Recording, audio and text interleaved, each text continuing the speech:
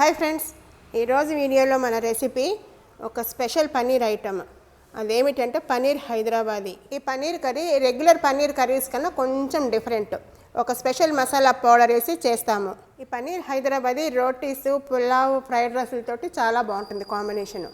ఈ పన్నీర్ హైదరాబాదీ కర్రీని మనం ఇంట్లో ఉండే వస్తువులతోనే చాలా తేలికగా తక్కువ ఖర్చులో చాలా రిచ్గా చేసుకోవచ్చు. మరి ఇప్పుడు ఎలా చేయాలో ఏమేం కావాలో చూద్దామా.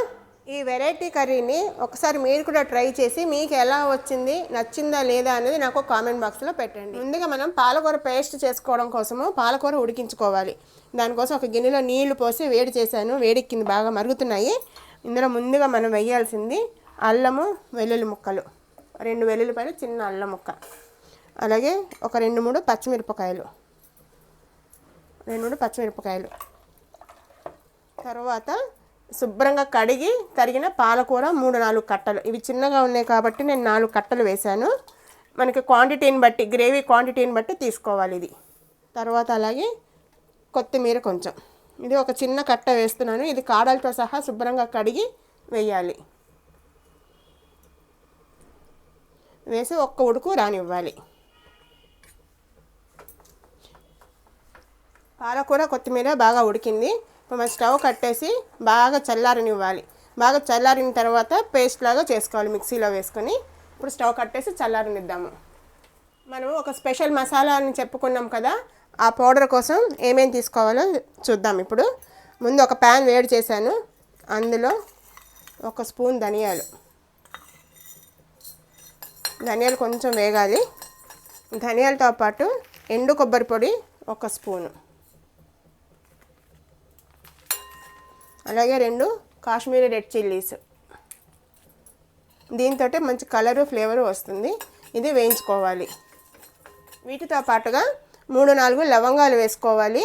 అలాగే 3-4 మిరియాలు, చిన్న దాల్చిన చెక్క ముక్క, అలాగే చిన్న జాజికాయ ముక్క. పాలక్తో ఏ రెసిపీ చేసినా కూడా చిన్న జాజికాయ వేస్తే చాలా బాగుంటుంది ముక్క. ఇప్పుడు ఇది కూడా వేసి వేయించుకోవాలి. ఇవన్నీ కూడా మనం తినే ఘాటుని బట్టి, ఎక్కువ తింటే ఇంకొంచెం వేసుకోవచ్చు, మైల్డ్గా కావాలంటే ఇది సరిపోతుంది. చిన్న అల్లం ముక్క, వెల్లుల్లిపాయ కూడా వేయాలి. 2 వెల్లుల్లిపాయలు, చిన్న అల్లం ముక్క వేస్తున్నాను. ధనియాలు, కొబ్బరి పొడి ఎర్రగా వేగింది. వీటితో పాటు నువ్వులు కూడా వేయించుకోవాలి.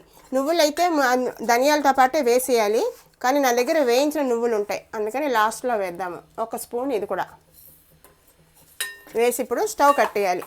గుర్తుపెట్టుకొని నువ్వులు కూడా వేస్తే ధనియాలతో పాటు వేసి వేయించేయాలి. ఇప్పుడు స్టవ్ కట్టేసి ఇందులో కొంచెం పసుపు వేయాలి. కొంచెం పసుపు, అలాగే ఒక 1/2 స్పూను కారం కూడా వేసి బాగా కలిపేయాలి.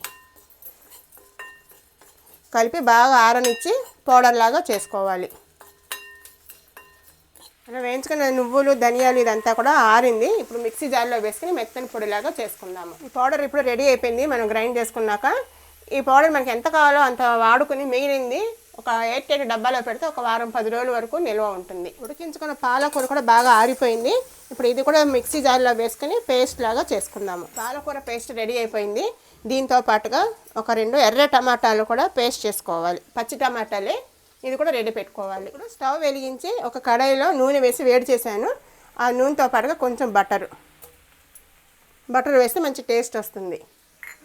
అది కొంచెం కరుగుతూ ఉన్నప్పుడు ఉల్లిపాయలు వేసి వేయించుకోవాలి, ఎర్రగా వేయించుకోవాలి. ఉల్లిపాయలు వేసినప్పుడు కొద్దిగా పంచదార వేస్తే తొందరగా మగ్గుతుంది.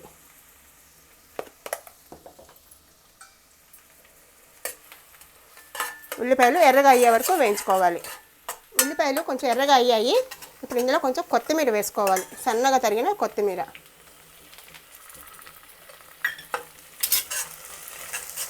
కొత్తిమీర వేసిన తర్వాత ఒక క్యాప్సికమ్ చిన్న చిన్న ముక్కల కింద తరిగి వేయాలి. వేసి ఒక 2 నిమిషాలు వేయించుకోవాలి.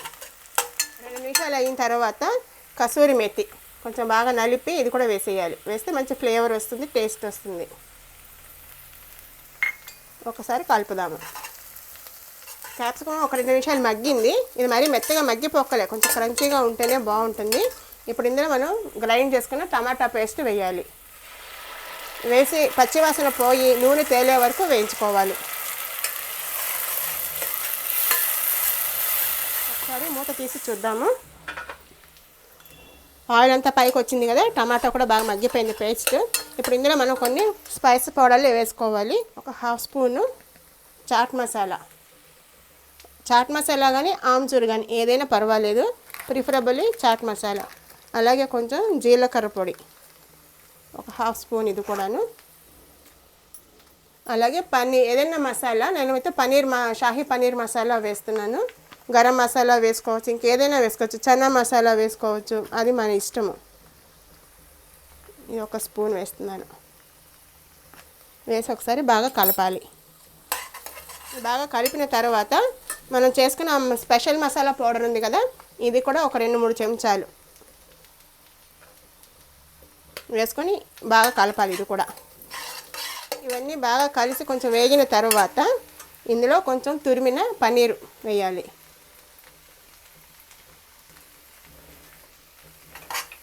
వేసి కలపాలి ఒకసారి. ఇప్పుడు కొద్దిగా నీళ్లు పోయాలి. నేను పాలకూర ఉడికించిన నీళ్ళు ఉన్నాయి కదా, అది పోస్తున్నాను. కొంచెం నీళ్లు పోసి ఈ మసాలాలన్నీ బాగా కలిసి ఉడికే వరకు ఉడికించాలి. ఇది కొంచెం బాయిల్ అవ్వడం మొదలుపెట్టిన తర్వాత ఉప్పు వేయాలి. ఉప్పు కొంచెమే వేయాలి, ఎందుకంటే పాలకూర పన్నీర్కి ఎక్కువ ఉప్పు పట్టదు, చూసుకొని జాగ్రత్తగా వేసుకోవాలి. వేసిన తర్వాత మనం చేసుకున్న పాలకూర పేస్ట్ వేసేద్దాం.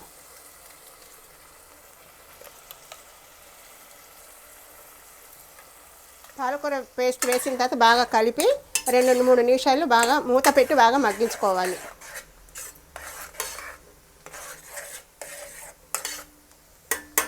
మూత పెట్టి మగ్గించుకుందాము. ఒకసారి మూత తీసి కలుపుదాము. ఆయిల్ అంతా పైకి వచ్చింది కదా, పాలకూర మగ్గింది బాగాను. ఇప్పుడు ఇందులో ఎక్స్ట్రా రిచ్నెస్, ఎక్స్ట్రా టేస్ట్ కోసము కొంచెం ఫ్రెష్ క్రీమ్ వేసి ఒకసారి కలపాలి. మంచి సిల్కీ టెక్స్చర్ వస్తుంది, టేస్ట్ బాగుంటుంది. క్రీమ్ వేసాక మొత్తం బాగా కలిసింది కదా, ఇప్పుడు ఇందులో కొంచెం వేడిగా ఉండాలి, చన్నీళ్ళు కాదు, వేడి నీళ్ళు పోసి ఒక 2-3 మినిట్స్ ఉడికించుకుందాం దగ్గరికి. ఒకసారి ఇప్పుడు కలిపి పన్నీర్ యాడ్ చేద్దాము. ఉడికింది కదా బాగా పాలక్ పేస్ట్. ఇప్పుడు పన్నీర్ ముక్కలు వేద్దాము. నేను పన్నీర్ని చిన్న క్యూబ్స్ కింద కట్ చేసి ఉప్పు వేసిన వేడి నీళ్ళలో ఉంచాను ఒక 10 నిమిషాల పాటు. ఇలా చేస్తే సాఫ్ట్గా ఉంటుంది పన్నీరు మనకి నచ్చిన సైజులో కట్ చేసుకోవచ్చు, షేప్ కూడా మనకి నచ్చిన షేప్. ఇప్పుడు పన్నీర్ యాడ్ చేద్దాం.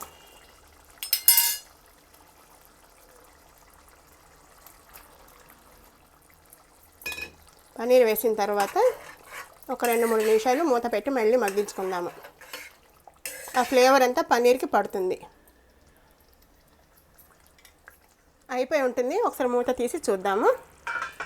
చక్కగా నూనె తేలి ఎంత బాగా ఉడికింది కదా. ఇప్పుడు ఒకసారి కలిపేసి స్టవ్ కట్టేసి సర్వింగ్ బౌల్లోకి తీసేసుకుందాం. మీకు ఈ వీడియో కనుక నచ్చినట్టయితే లైక్ చేయండి, షేర్ చేయండి. అదే మొదటిసారి చూస్తున్న వాళ్ళైతే సబ్స్క్రైబ్ చేయడం మర్చిపోవద్దు.